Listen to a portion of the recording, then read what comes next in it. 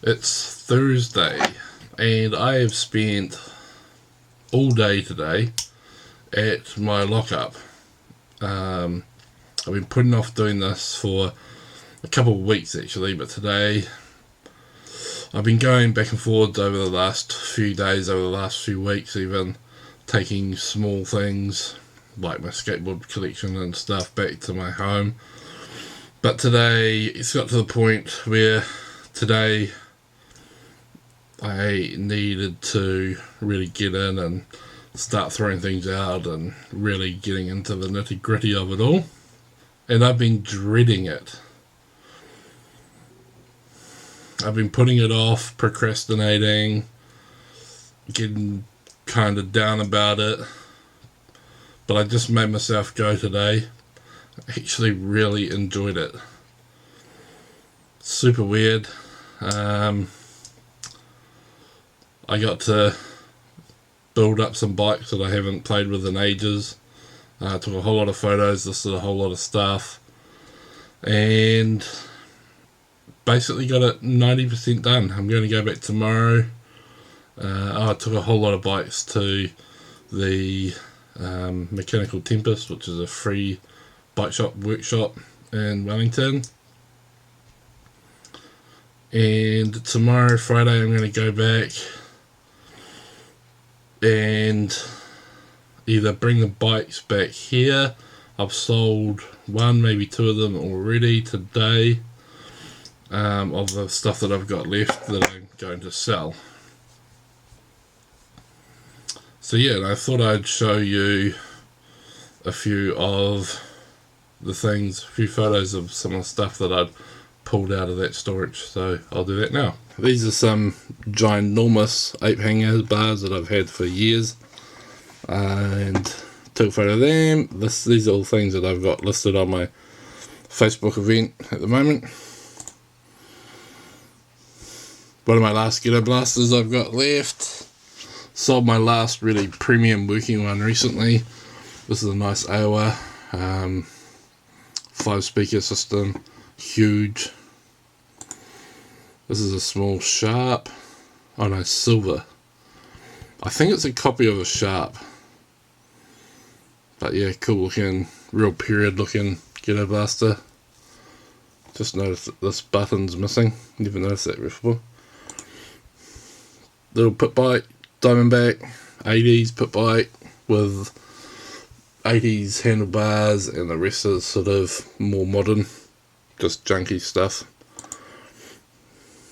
Sold this crank and the headset for $50. Little Morrison Graffiti, which is a smaller frame than a Rally 20, but the same size wheels. So in the front of this picture is a Morrison Gutsy one, which was one of the very first ever New Zealand made BMXs. Behind that's a Mark III chopper. Behind that's an underground lowrider chopper frame. My limo, I've had this bike for years. It was my sort of favourite custom bike, and it's in a state of wild disrepair as you can see at the moment, but that's probably sold. Haro BMX frame with all my nice lowrider bits that I've collected over the years. Been offered $150 for that, but I'm holding out for $200. I think it's worth $200 all day long. If it doesn't sell for $200, I'm going to keep it. Cool A5 size New Zealand stamp, rubber stamp. That's that frame again. Sort of cruiser, BMX style cruiser that I've made out of a New Zealand made Yak mountain bike. And that's that stuff. Now I'll just show you the skateboards that I pulled out of there recently as well. So last week I went to my lockup and these are all the boards that I pulled out. Pulled out maybe another 5 to 10 boards today as well. This is my current rider, diff box, going trucks, cockroach, old school cockroach wheels, old school going trucks, top. This is a red version of my very first board I ever owned, a wooden board I ever owned. It was called Edward's Bigfoot, and my one was a green version of this, which had exactly the same wheels, exactly the same, except mine didn't actually have any plastics, but it was the same otherwise, and mine was fluoro green, and it had better trucks too actually. The main reason I like this board is for that sticker. That's the old skate pit sticker from back in the day, Wellington's big skate park. It's at El Gato, and it's the skate park was where the stadium is now. Longboard, gravity, going trucks, kryptonic wheels. This is a longboard that I got for payment from a graphic that I did for a skateboard company or longboard company in the UK called Marmalade Longboards. Unfortunately, which has always annoyed me, they didn't send the graphic that I did for them, which is really dumb. Really awesome trucks on this, Paris longboard trucks. Variflex pull full. This is a Powell Peralta or Powell longboard, one of the very first longboards Powell ever made. Vision shredder wheels. I'm still doing research on this, but this was given to me by a good friend Justin, and it was actually one of the pro riders in the Bolorama a few years ago, his actual rider. Dwayne Peters, Red Cross with a C, super limited edition, going trucks that have been re-drilled for the new school bot pattern, and the grip tape job I did on this is ridiculous. I don't know if you can see that, you can probably see it down here maybe. Maybe 200 triangles of grip. Pro board that I put the sticker on was a victim of the old phase or fashion that we all went through back in the day of sanding our boards, so they were blank. This just had a few stickers on it. Longboard from my skateboard company that I imported with a crazy going sidewinder tracks on it, and new old school or new old stock kryptonic slammers. This was the first wooden board I ever saw.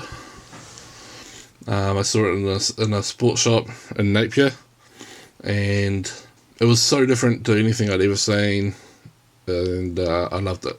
I was blown away with it. It wasn't louder, the graphics were not acceptable for my family, but yeah, it's not a good board, but it just holds a place in my heart. First ever longboard I bought didn't come with these wheels, came with some pink kryptonics. Bought it from Cash Converters in the Central City for $60, which was a bargain. This is a green version of the same board, obviously, World Industries Bomber 2, and bought this with a good friend who's no longer with us, Jeff. We missioned out to the hut and bought it out of the trade and exchange. Didn't come with these trucks, came with the same trucks as this, but it did come with these wheels. That's the top grip of the pink Bomber. These are two interesting rip-off boards. The Ripper, I think this was a Variflex graphic. This is a Jeff Grosso, both on Regals, and that's the famous Jeff Grosso toy box, but a really bad version of it. Yeah, so that was a boot full of stuff. So cleaning out my lockup today, as you will have now heard, I found this tube which I thought might have sign writing vinyl in it. Not sure what it might have. So let's see what it is. I actually have no idea what's in here. It's not vinyl, it's cardboard. Okay, so it might be a poster Things are looking up.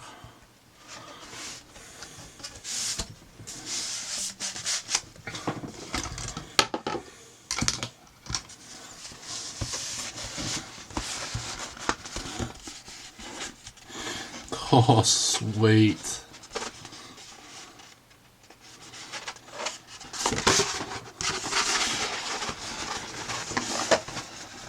Yeah. It's one of the hand-screened Camp Aloha 2012 posters. That's so sweet.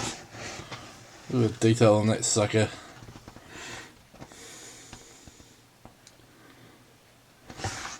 I went to all the Camp Alohams. You've seen Ian in some of my videos probably. Camp Aloham was his thing. From the very first one to the very last one, the only two I didn't go to were the campus Alohams, which were in Bulls. I didn't really like camping, ironically. So what I would do is travel to them and come home each night. And Bulls was just too far to do that. But I'm going to show you a close-up of this poster. So look at the fine detail of this poster. It's beautiful. I'm super stoked to have found this poster. I think it's going to go up here. I even almost have a spot for it. Boom. Right there. Camp Aloha 2012. I think it looks very good there. Very good indeed.